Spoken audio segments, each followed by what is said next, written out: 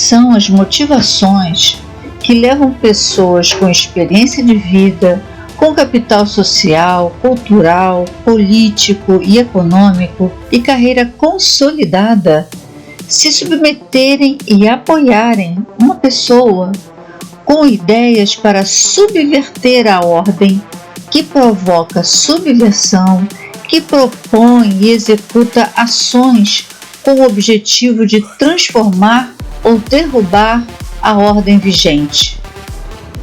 Para entender as ações subversivas de Bolsonaro e os homens e mulheres que a ele se submeteram e se submetem, é fundamental saber o que representa a Constituição, a cidadania e a existência dos três poderes. Sem esse conhecimento, sem a história, sem a capacidade de refletir, pesquisar e analisar esse discurso à luz da Constituição, dos três poderes e da cidadania, o cidadão veste verde e amarelo, chama Bolsonaro de mito, diz que ele defende a família e o chama de vítima do comunismo, sem saber o que significa cada palavra desta.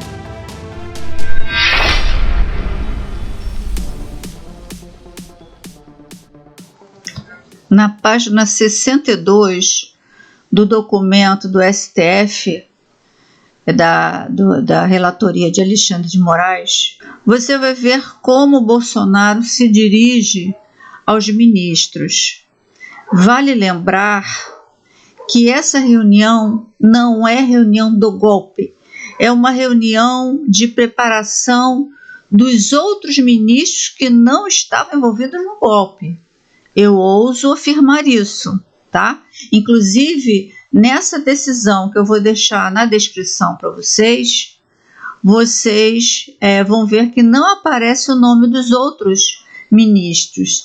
E por conta disso, as falas, as distorções de situações incitando aos ministros a acreditarem em corrupção do STF, em corrupção do TSE, tudo isso é uma fala de sensibilização a esses outros ministros de que era preciso agir. Por quê? Porque a eleição era fraudada. Essa era a ideia, né? Alexandre de Moraes coloca na análise dessa reunião o seguinte, abre aspas, nesse sentido, o então presidente da República exige que seus ministros, em total desvio dessa finalidade das funções do cargo, deveriam promover e replicar em cada uma de suas respectivas áreas todas as desinformações e notícias fraudulentas quanto à lisura do sistema de votação, com o uso da estrutura do Estado brasileiro para fins ilícitos e dissociados do interesse público. Fecha aspas. Aos 45 minutos de reunião, o então ministro Anderson Torres, uma das peças-chave desse golpe, um dos membros do núcleo do golpe, mostra em sua fala um dos objetivos da reunião, que é a cooptação dos demais ministros que ainda não estavam envolvidos, não tinham adesão. Então, essa reunião ela foi elaborada para esse fim, porque era necessário, para dar credibilidade às ações, a adesão de todos. Então vamos ouvir o que o Anderson Torres começa a falar. Aqui, eu não sei nem se tem estrutura para ouvir o que a gente está falando aqui, com todo respeito a todos. Né? Quando ele diz aqui que muitos não têm nem, não sei se tem estrutura para ouvir, ele deixa claro que muitos ali, profissionais, políticos, que aceitaram estar do lado de Bolsonaro, mas como uma oportunidade de fazer parte do poder, mas não de fazer parte de algum golpe. Mais adiante, ele fala: eu já sei quem vai ser o diretor se o PT ganhar, o diretor da Polícia Federal. Eu já sei como eles vão trabalhar na Polícia Federal. Existe medo, presidente, velado hoje. Todos aqui têm esse medo, todos não. Quem estava já no núcleo do golpe, não os 23 ministros. Daqui para frente, quero que todo ministro fale o que eu vou falar aqui e vou mostrar. Se o ministro não quiser falar, vai vir falar para mim. Por que eu não quero falar? Se apresentar onde eu errado, toco. Agora, se não tiver argumento para me demover do que eu vou mostrar, não vou querer papo com esse ministro. Está no lugar errado. Bolsonaro, em suas colocações, mostra-se ciente de tudo. Primeiro, do contexto político. As urnas eletrônicas são seguras e não há nenhuma fraude. E segundo as pesquisas, a vitória seria de Lula. Segundo, suas palavras e suas ações são crimes previstos na Constituição e que existem consequências legais e jurídicas. Tanto é que ele fala: serei preso por atos antidemocráticos. Haveriam duas situações possíveis. A primeira, uma prisão ilícita, sem provas, que seria um crime político. E segundo, seria preso por provas de crimes de responsabilidade. Bolsonaro tinha plena consciência do que estava fazendo. Neste trecho, o relatório da Polícia Federal sobre a reunião do presidente com os ministros no dia 5 de julho de 2022 mostra o grau de assédio político de Bolsonaro que, ciente da discordância de alguns ministros, usa da autoridade presidencial para impor a obediência na execução de seus planos e, de forma subliminar, ameaça quem se opor. Foram dois os objetivos da reunião do dia 5 de julho de 2024 relacionada às urnas eletrônicas. 1. Cooptar o restante dos ministros que ainda não tinham aderido ao golpe. 2. Elaborar documento afirmando que as urnas eletrônicas não eram seguras e que haveria fraude nas eleições.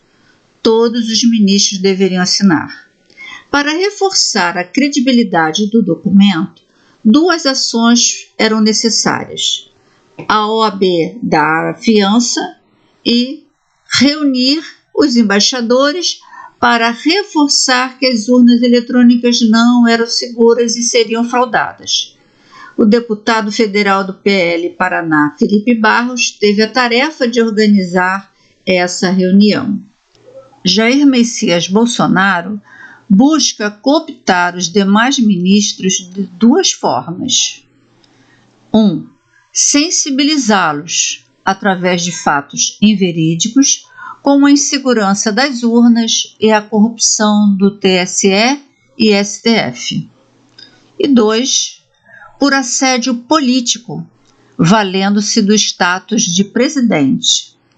A CLT previu esse tipo de conduta ilegal de chefia para funcionários. A consolidação das leis do trabalho, decretada no dia 1º de maio de 1943 pelo Decreto-Lei número 5.452, traz no seu artigo 483 o seguinte: o empregado poderá considerar rescindido o contrato e pleitear a devida indenização quando forem exigidos serviços superiores às suas forças, defesos por lei, contrários aos bons costumes ou alheios ao contrato. Aqui, o que a gente entende por contrato? O que faz um ministro? As tarefas, os deveres de um ministro, que não era, pela vontade de um presidente, aderir ao golpe, aderir a ações antidemocráticas, a ações para derrubar um governo eleito, ações que traria desarmonia e caos social. Porque os caras estão preparando tudo, pô. Para o Lula ganhar no primeiro turno, na fraude. Vou mostrar como e por quê.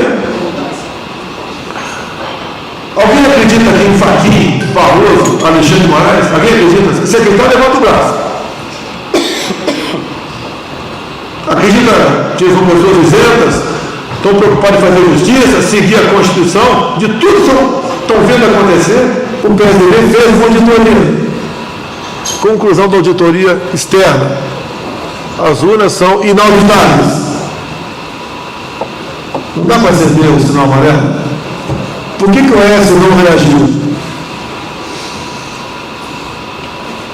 Eu não quero falar publicamente, né?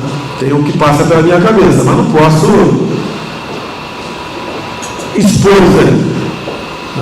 Eu acho que sei por que eu não reagiu. Perdi a eleição. Assumiu a Dilma, não voto, pessoal. Se eu olho o povo com a cara boa isso aqui, eu não voto em mim. E a Dilma foi reeleita.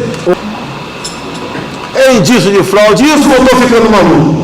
O Barroso mente no Reino Unido que a PEC lá, né, do Congresso era um voto em papel com contagem manual. O cara mente, faz uma cara de pau e homem.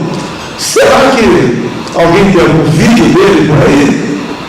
Igual dos 4 ou 10 cubanos? Será que o pessoal não consegue entender que pelo menos um grande país está de olho no fazendão aqui que é o Brasil? Os interesses externos nisso, que é para sobrevivência do seu povo, está acima de tudo.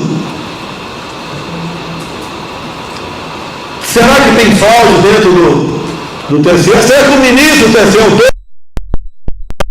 milhões de dólares cada um? Será que o outro ministro está ganhando 50 milhões de dólares? Será que a grana que tem nisso? Eu chutei um número aleatório. 3 ministros, 2 ganham 30 milhões de dólares e um ganha 50 milhões de dólares. Será que é isso?